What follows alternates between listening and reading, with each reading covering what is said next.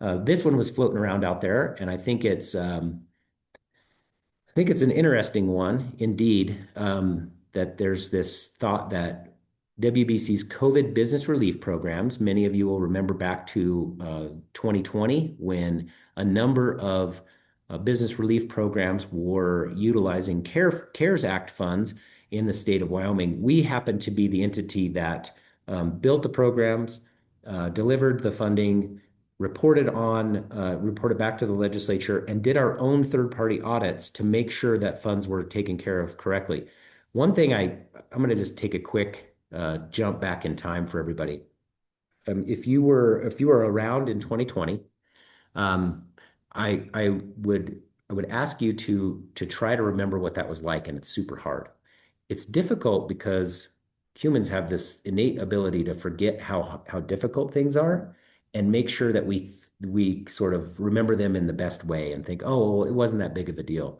Well, I can tell you from our perspective, it was a really big deal. And it was a very challenging time for businesses in Wyoming. It was a very challenging time for really everyone in Wyoming.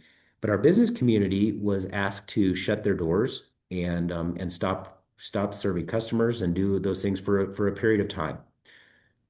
That period of time for Wyoming was shorter than any other state in the nation. Our children went back to school faster, our businesses reopened faster, but it was still an interruption.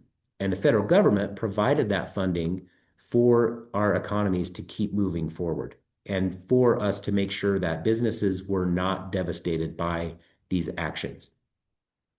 Now, again, many of you will think, well, that's pretty easy to do. You just, deliver some funds to people. Well, not exactly.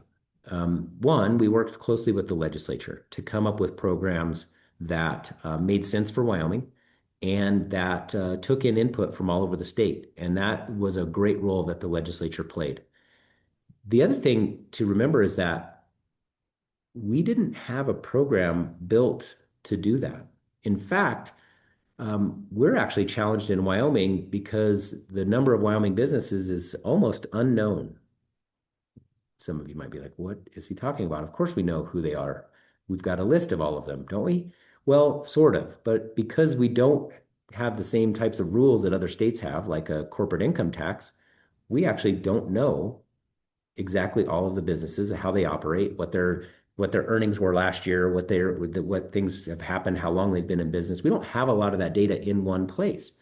And so we had to work with all of the other agencies in the state that have that data, and we had to start to piecemeal things together and understand just what a Wyoming business was.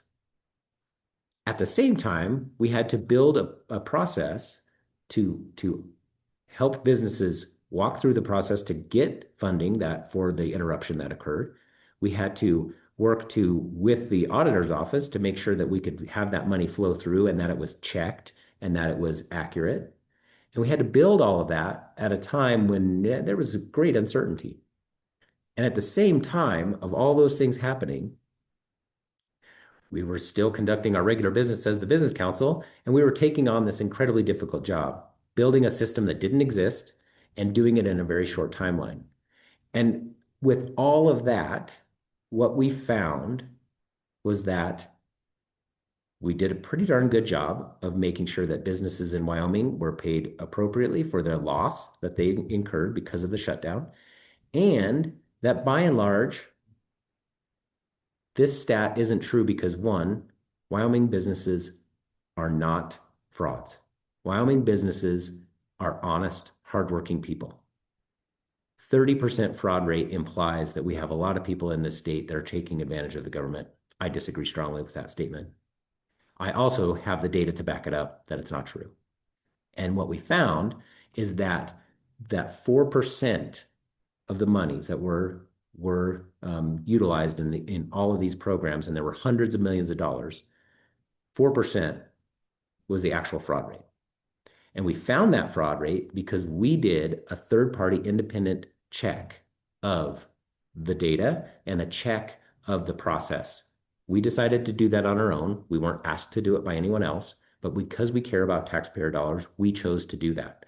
And what we found is that a very small portion of a very small portion was fraudulent. We have worked to request those monies back, and some of them have been were brought back. And finally, those that were not brought back, we actually are working to bring them to justice. In fact, we found a few cases of fraud that made a lot of front page news in Wyoming for a while. And what we found is that by and large, people in Wyoming are super honest. They might have made some mistakes, but they were willing to pay back their funds if they made mistakes. And the cases of fraud that we found, we were able to recover a lot of that too. And so again, I think more than anything, what I want people to do is try to rewind the clock back to 2020 when the world was very uncertain. Instead of realizing and thinking that so many people were fraudulent, I think we need to remember that by and large, Wyomingites are incredibly hardworking and honest people that want to do their best and they want to take good care of state funds, just, or excuse me, federal funds, just like we do.